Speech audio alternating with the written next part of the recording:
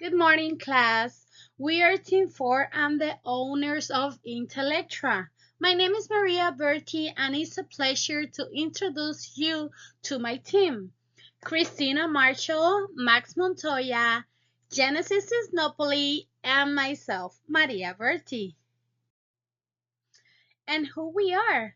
Well, Intellectra is an A company focused on the healthcare, finance, and legal industries. We are among the top 6 best IA companies in the whole industry, with a high level of integrity and a zero liability of debts. In this presentation, I'll be talking about what is our mission and vision, and also I will analyzing a slide presentation and sharing it with you. My friend Max will be introducing the Porter forces and the strategy and competitors analysis. Genesis will be describing our pricings, explaining how our pricing strategy have changed over the time and why. She also will be describing how we manage our budget and which finance report do we find the most helpful and why.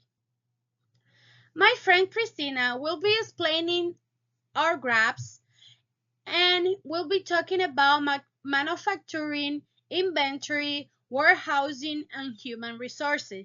She also will be concluding this presentation. Intellectra, IA you can trust, expertise you can count on.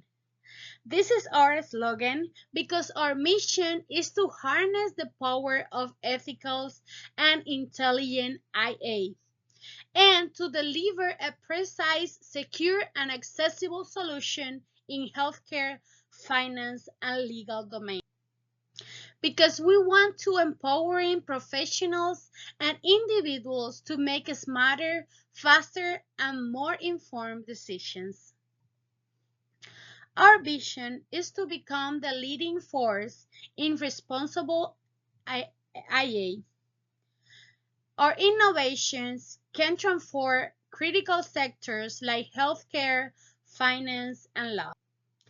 We can do so by building a future where these expert level are available for everyone.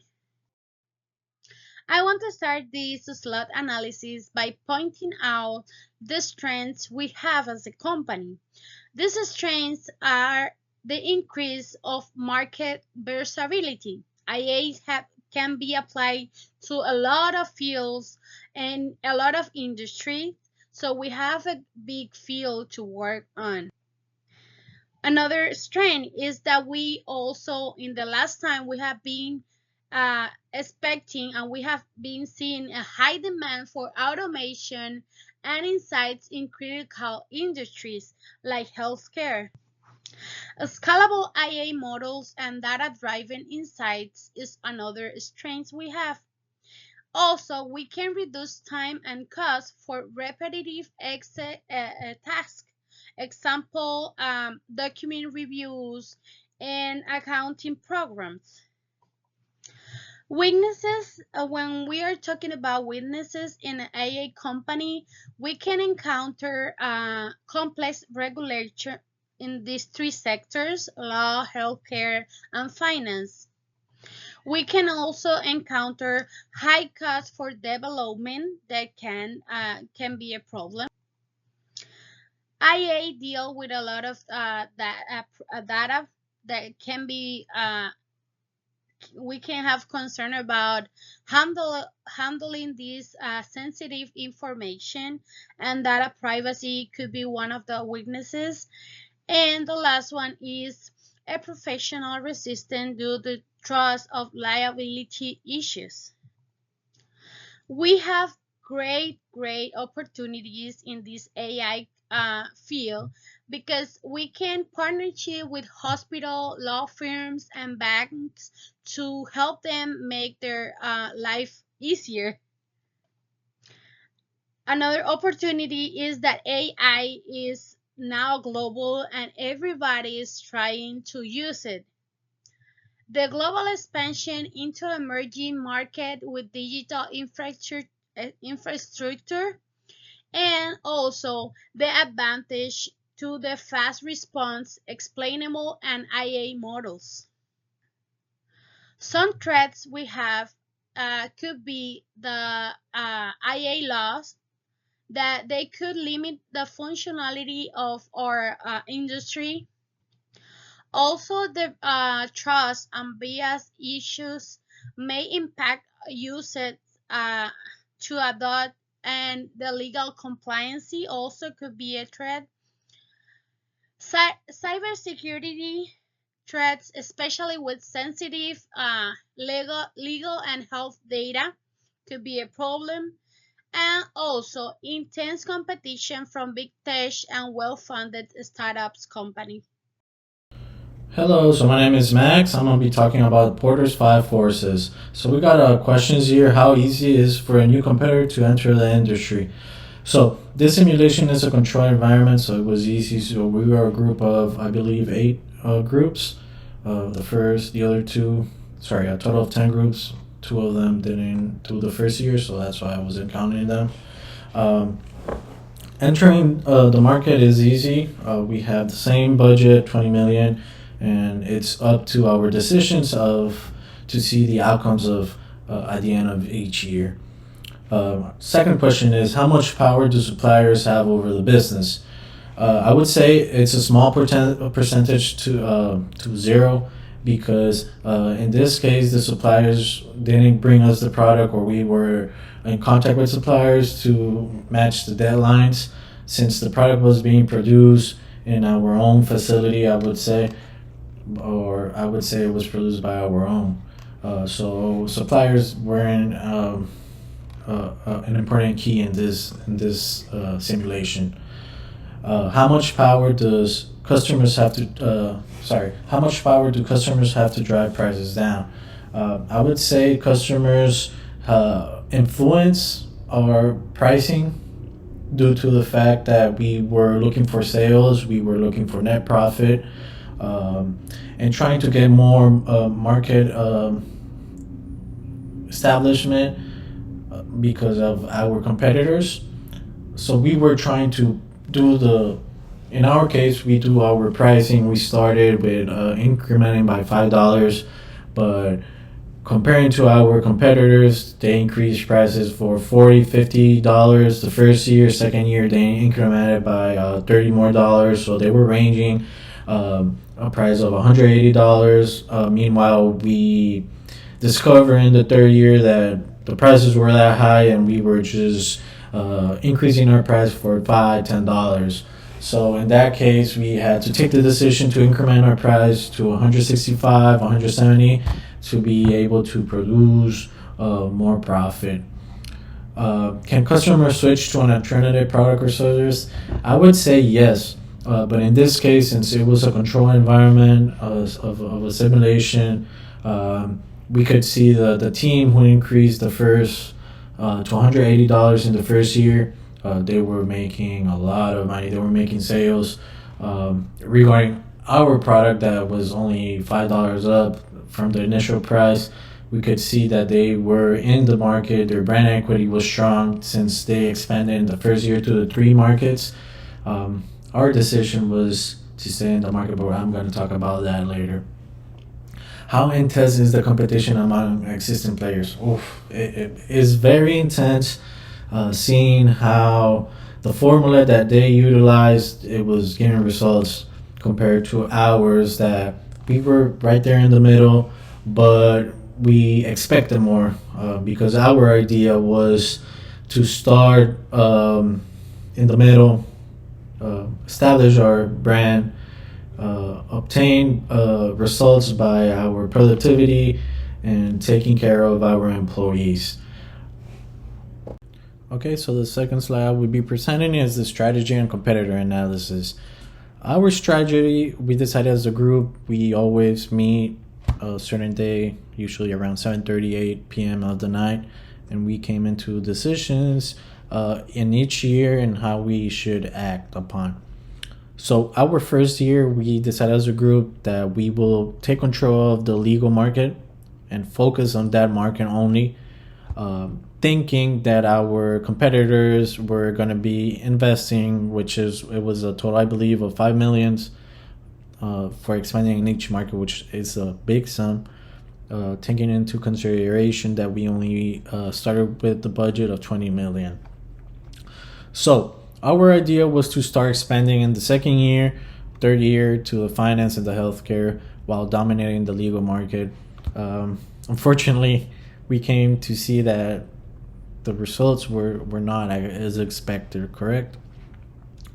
Our idea was to increase productivity by investing in training and development programs for our employees. We also we invested a lot in benefits. I believe, if I'm not mistaken, I remember we invested in time off, sick off time. We invested in family vacations. We invested in specialized programs. And then we came to see that that increased our productivity. Our mistake, I would say, is that we appointed a lot of employees throughout the years. It was a technical issue because we thought that the system was asking for a certain amount of employees to be appointed. We didn't figure that out until I believe fifth or sixth year. It was a little late. That we could actually reduce employees. We reached a certain year in which we had a total of 96 employees, costing us around about 8 million a year. Compared to our competitors, there were the highest company who had employees was the highest number was 26, 29 employees. So that was our mistake. I would say that if we would capitalize that error, we would end it in a better position. I'm guessing around third place. And then our mission was to reduce the cost of the product by unlocking the second stage of efficiency, and then that way we can make a better profit whenever we make the sales. So that was our purpose. Hello, my name is Genesis, and for our company Intellectra, we work as a team to make these key decisions. First, at the beginning, we used to use the marketing pricing strategy to keep our subscription slightly premium to gain some value. For example, we raised our subscription to 178 when most competitors were above 185. Over the time, we have to lower this to $175. By the end of the year 9, we have to apply 10% of discount so we can increase more sales. How do we budget management? Well, we budget by choosing to reinvest heavily every year on research and development, human resources, and marketing instead of staying under the budget. We never apply for any loans. We keep our equity from the startup funds on the profit that we made. And by the end of the years, we Intellectra finished with 368 million in profit and 488 million in equity. We say that one of the hardest parts was aligning decisions with a long-term strategy when we didn't know how the actions of the competitors were. So, for example, sometimes we have to cut the HR costs to get us some free money for marketing, and that led us to lower our moral and cost turnovers for our employees. At the same time, we have to anticipate if the competitors were undercutting prices or overspending advertisement. We try to balance those risks, but it was a constant challenge. What do we learn about this experience? Well, we discovered these 3 key lessons about the real world business. First, the pricing must be adapted and constantly in change with the competition and the customer demand. Second, the human resources investments direct affect the productivity and the turnover on the company. And third, the profitability requires a balance spending across the research and development, marketing, and human researches. It's not just chasing sales at the end of the day. The two reports that help us the most as a company were the profit and loss statement and the competitiveness report. The profit and loss shows how revenue and costs were distributed, while the competitors report reveals how the bright weaknesses compared to our rivals, which guide us to do our investments. Working as a team gave us the benefit of diverse perspective since different members lead in different years the strategy, but we have to but the challenge was just staying consistent. It shows how important it is to sticking a clear long-term strategy at the end. These graphs show how our strategy played out. Revenue and market research grew steadily as we focused on the legal market first, then expanded. Net profit dipped at times due to big investments in research and development, marketing, and employees, but those decisions built long-term strength overall. Our expenses supported innovation and ethics, which helped increase brand equity and set us up for sustainable profitability. These graphs will show our revenue and our market share for our final year. In conclusion, running Intellectra taught us the importance of balancing profitability with ethics and security. Strategic choices in marketing, research and development, and employee management shaped our competitive position.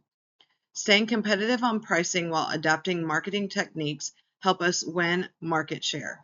Investing in ethics and handling lawsuits diligently reinforce long-term success. Overall, teamwork and thoughtful decisions were key making factors to driving our success.